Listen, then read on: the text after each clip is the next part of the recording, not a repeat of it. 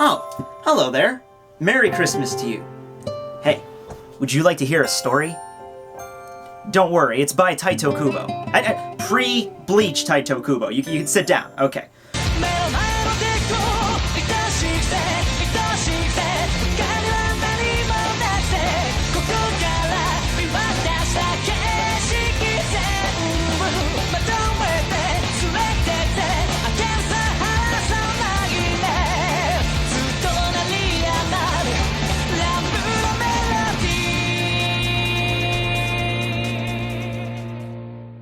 Well, if you remember correctly, way back at the beginning of this year, I did a series review on Zombie Powder, Tite Kubo's first serialized work in Weekly Shonen Jump, way back in 1999, and it ended in the year 2000. But what you probably didn't know was that there was actually a Christmas special released of Zombie Powder before its cancellation. That along with a couple of other random bonus chapters. I left them out of my initial series reviews so I could do them around Christmas time. So here we go. Let's see, okay. Our story begins on a wintry, snowy afternoon in the Windstar State. Wistar State. Wistar State? I don't understand how to pronounce half this shit. Silverado Plateau. Anyway, though, we see our protagonist, Elwood, as well as our favorite busty main character, Wolfina Alaghetto, as they appear to have arrived at some kind of skiing resort facility. It also is kind of important to note that this chapter takes place directly before the Gemini arc in the context of the manga, and yes, I understand how massively ironic it is that a series that only lasted 27 chapters had a grand total of 4 arcs that might have lasted, on average, 4 or 5 chapters, has a side arc in between them. I know. It appears that it's near Christmas time, so our group decided to go skiing. Elwood has never seen snow before, so he's quite impressed. Gamma, on the other hand, is not so interested. What's with that crusty face? Like you need to ask? Why the hell do we have to waste half a day to come out to this cold place? That's actually a remarkably good point. I mean, aren't they on their way to go see the doctor that can cure Emilio? You know, the guy that has a Ring of the Dead on him, which, as you recall, is slowly eating him out from the inside? Yeah, that's cool. Let's just go skiing. Why not? Anyway, though, I do like the design of Gamma's snowwear, and yes, you probably can notice that there's a butterfly on his hat, which is a precursor to the Genkochu, or the Hell Butterfly that later appeared in Bleach. The butterfly motif briefly appeared on the back of Gamma's regular cloak, and we only saw it a couple times, though, in the series. However, this does bring an interesting concept to the series, how they all pack winter clothing, because if the series would have continued, they probably would have gone on much more adventures, encountering different kinds of landscapes. Kind of like One Piece a little bit, but we just never got to that point. Anyway, though, Gamma continues to act like a fussy 3-year-old, stating that he just doesn't like the cold, and to which Wolfina replies that he simply can't ski, so that's why he's such a grumpy mood right now.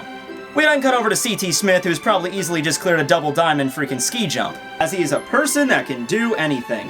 Yeah, you ever encounter those kind of people?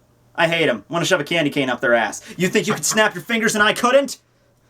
Didn't learn how to do that shit until junior year of high school, but now I'm a master. Don't take this away from me, I'm still learning how to whistle. What's up, Gamma? Oh, you know, he's just feeling sorry for himself. What are you doing, Elwood? I'm making the snowman. Yeah, I understand that, but why are you making it look like Mystic? Oh, well, you know, he had a really interesting design. He was a psychopathic wizard that nearly killed us all with a runaway train. He broke Wolfina's arm, and he shot Gamma a shit ton of times in the fucking chest. Yeah, but he still had a really cool design. Gamma, though, acting on his previous grudge, I would assume, just simply kicks the head off the snowman of Mystic, and then they'll say, well, you simply did that because you can't make a snowman, so you're jealous of all of us. And thus, an epic snowman building contest began. Do you want to build a snowman? It doesn't have to be a Mystic snowman. Okay, I'm sorry. I had to throw the Frozen reference in there somewhere. It was way too easy. Jump cut! So we cut away to the Snow Lodge in the middle of the evening, where we see, oh, okay, that's why Wolfina wanted to go all the way out here. She wanted to celebrate Emilio's 17th birthday by giving him a snowman cake thing, I'm guessing. I have no idea what that's supposed to be. Maybe it's some Japanese delicacy. I don't know. Anyway, the last panel of the chapter, we see Smith judging the snowman building contest between Gamma and Elwood, to which I'm sure you could figure who wins just from this drawing.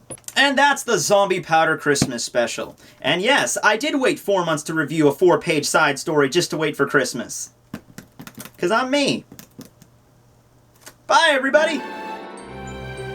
Alright, fine, I guess we could cover one more omake. Well, I guess the only other omake that zombie powder exists. Yeah, you might be saying I'm kind of, scraping the bottom of the barrel here, but zombie powder started off at only, I don't know, a pint in the barrel to begin with, so I'm not really trudging that much. I might as well use as much material as Kubo gave me. So this side story takes place at the end of Volume 3, and it's not really focusing on any kind of continuity or anything like that. It's just all the members of the group having their different days and how they spend it. So we start off with Elwood and Wolfina's day. Wow, it's such a great day outside! Hey, okay, hold on, back up. Okay, even with the first panel here, this kind of bugs me a little bit. We see Wolfina in nothing but a bra, well, I would assume like a nightgown or something, whatever, her sleepwear. And then we have Elwood just walk up sleepily next to her looking out the window. Is that to imply they slept in the same room? Because if so, Elwood, damn, bro, good job, man. Yeah. Hey, El, I'll play with you today. Okay, yeah, they totally banged last night. Oh, and don't give me that look. There's very few fan shipping you can do with a series that only has 27 chapters. Plus, I got kind of screwed over with the Dipper and Wendy thing, so just let me have this! So then we have little scenes throughout the day where we see them go shopping, then go to the movies, then go to the zoo, and then go to karaoke. All of which have a very similar theme that I'm sure all of us picked up on, even just reading it one time. That's right. Wolfina's eyes literally rotate counterclockwise. In this one panel, it looks like her eyes are inverted V's facing to the right, and then the next page they're facing up, next page they're facing to the left, and the final one they're facing down. Ha! Kubo, you clever bastard, you didn't think I would catch on. Now, of course, the main joke of the side story is that Wolfina's tits are so epic, they literally gave Elwood whiplash. Fucking child, do you know how much I would love to just squeeze the... Just continue to the next one. Now we have Gamma's day. He's sleeping. And then the next panel, he's sleeping some more, and then finally, he falls out of bed. He's not being lazy or anything like that, though. Okay, that one disappointingly had less tits. Let's go to Smith's story. Ah, what great weather. Looks like it'll be another good day again.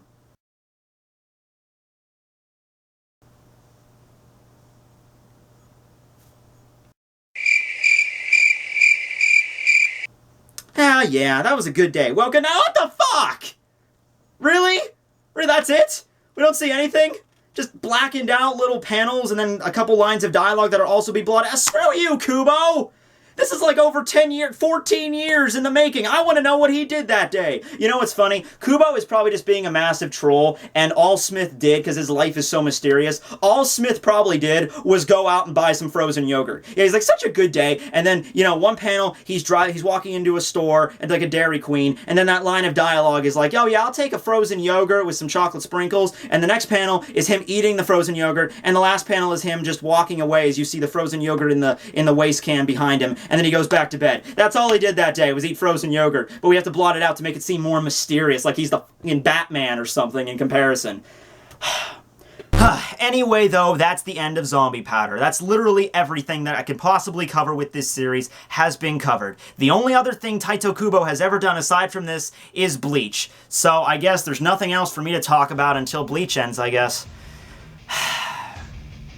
Such a fleeting existence. You'd think the guy would cover something else in his entire life. Huh.